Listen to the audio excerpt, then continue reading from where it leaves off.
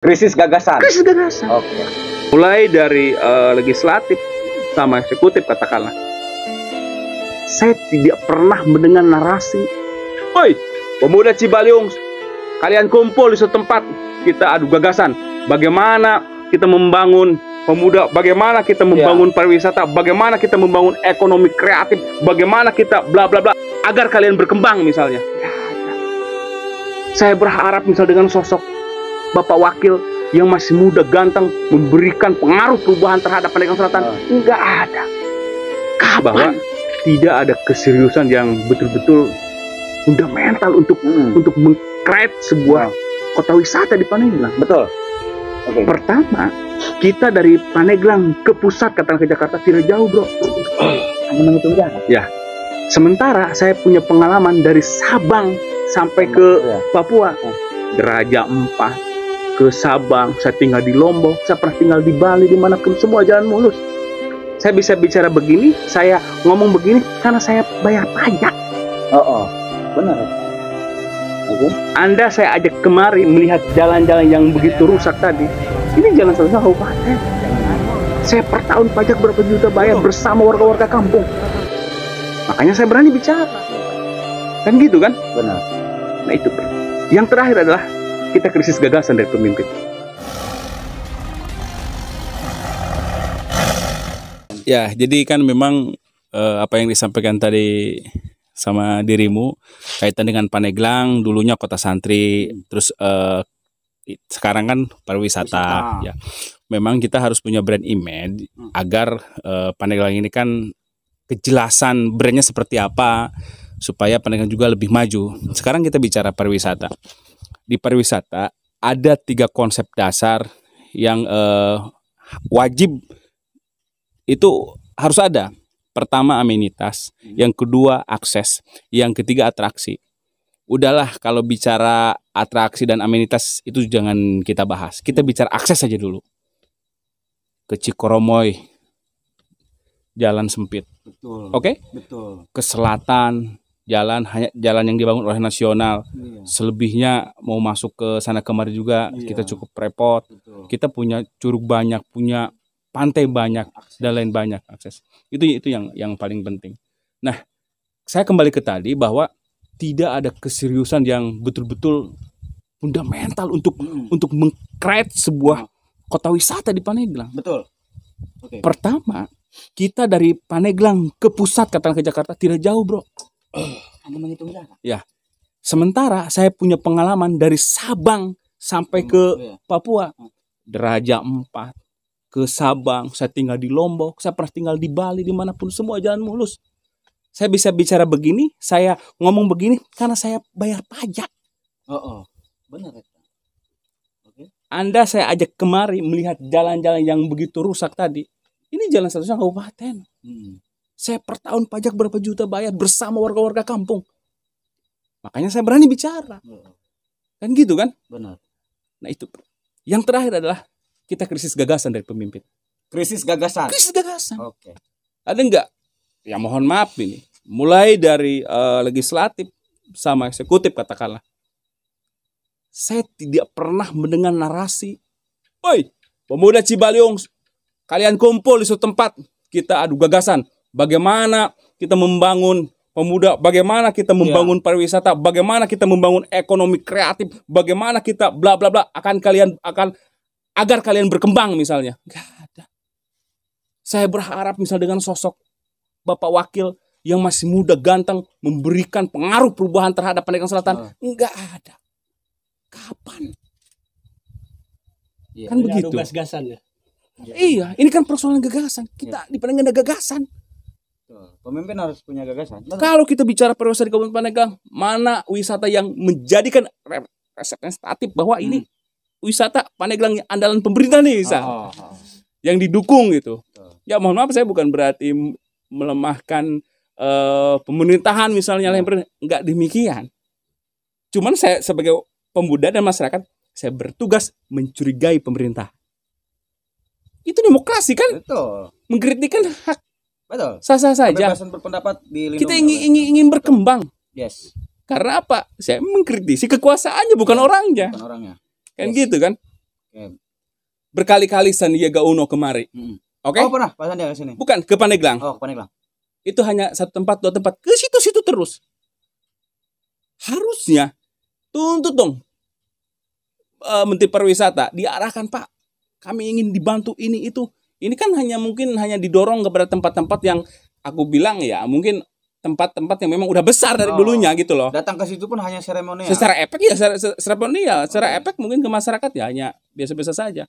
Nah, ulasan tadi saya itu merupakan sisi gelap pandangan saya terhadap masa depan pariwisata di Kabupaten Pandeglang. Oke. Gitu. Menggugat Pandeglang kota wisata. Nyatanya seperti apa? Betul. Kita misalnya di selatan nih. Kami di selatan di Cibaliung. Ini jelas-jelas ditinggalkan. Sekarang misalnya pemerintah di Kabupaten Pandeglang, orang Pandeglang ya mungkin lebih senang main ke Serang, ke Cilegon, kota enak apa? Ke selatan mah itu hanya menyelesaikan program-program yang dibuat tanpa serius dan selesai. Kan gitu. Apakah sekarang pertanyaannya anak mudanya digarap? Saya kira enggak. Apakah di selatan perusahaannya digarap? Saya kira enggak. Bukan kita ingin dibantu secara finansial, enggak. Kita ini butuh sharing, butuh dijejekan. Betul. Sekarang bicara misal pertanian mana yang betul-betul digarap secara serius? Yuk, dengan saya bicara. Jangan dulu kita bicara misalnya dijejekan, ya ngajualna ka dieu, diperahkeun pasarna. Enggak. Kita juga tahu, iya, bantuan-bantuan misalnya pertanian hanya selesai di situ. Saya lebih berapa puluh orang saya dekat dengan petani, saya tanya, saya komunikasi. Ya semua hanya menyelesaikan program-program yang tidak berkembang kalau menurut saya. Ini kan harapan saya sebagai orang muda ya. Ingin ke depan itu segala sesuatu betul-betul digarap secara serius. Betul. Kita punya satu persoalan dan pengalaman terkait dengan acung. Betul. Kalau bahasa Indonesianya apa? Porang. Porang. Masyarakat Pandeglang ketika porang digalakan bahwa porang ini betul-betul menjadi hasil tani yang menjanjikan, semua menanam. Hilang lagi. Itu euforia porang luar biasa pada waktu itu. Itu terbukti bahwa masyarakat Pandeglang itu masyarakat petani yang bukan petani juga di depan rumahnya itu nanam dan semua tumbuh. Dan ketika tumbuh, ketika sudah semua panen, kan tidak ada kejelasan siapa yang mau beli. Gitu kan? Jadi kami ingin bukan hanya misalnya ini bicara Kabupaten Pandeglang, termasuk Banter, termasuk pusat, harapannya begini, yuk Kabupaten Pandeglang yang para petani silakan kalian menanam A misalnya. Kalau untuk pasar, kami pemerintah Pandeglang atau pemerintah pusat telah melakukan kerjasama dengan Amerika Serikat. Dibeli kumanehna lain kudu mahal lain kudu jelas 10.000 sekilo itu masalah supaya para petani ini ada kepastian ketika menjual kan begitu. Jadi kalau kembali lagi bicara pariwisata, bicara akses mungkin itu yang kendala utamanya.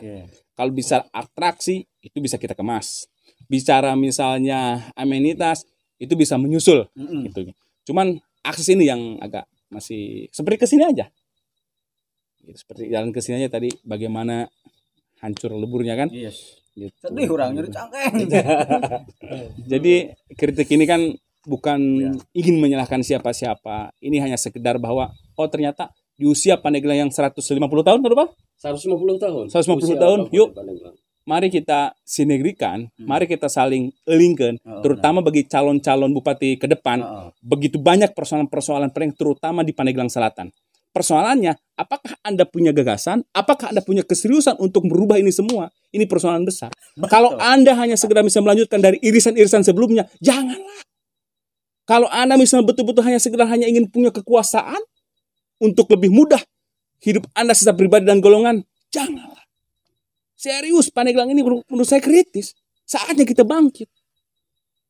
Kalau misalnya kita semua mau tidak saling peduli, kita mengambil jalan pragmatis. Apakah kita misalnya hanya sekedar ya udahlah, yang penting kita dapat uang pemilihan. Apa yang disampaikan Bung Wira tadi emang betul. Sudah acak-acakan semua tatanan ini. Tidak salah semua pemerintah. masyarakatnya pun juga ada yang ngasih 10.000 diambil, sore ada yang ngasih 20.000 diambil, mana paling gede dipilih. Ini sudah. Jadi kita harus sama-sama sepakat semua, yuk pilih yang betul-betul sekarang, yang betul-betul yakin nggak nih Pandeglang akan dibawa ke arah yang lebih baik. Yes, betul. Kayak Itu gagasan. aja sih. Ya, menarik. Luar biasa.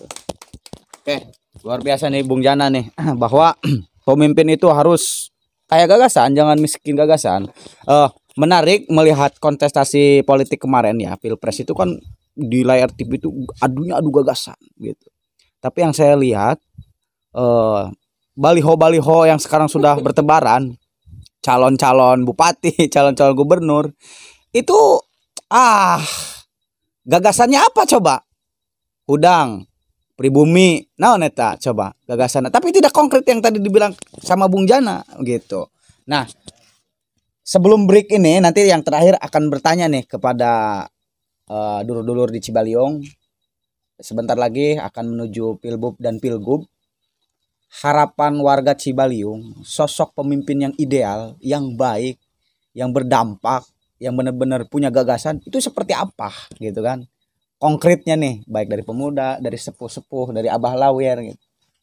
Yang seperti apa gitu, ya kan? Oke, kita rehat dulu. Iklan dari Kampung Bulu, Petualangan Bulu. Macan Keadilan disponsori oleh Kampung Petualangan Bulu. Iklan dulu.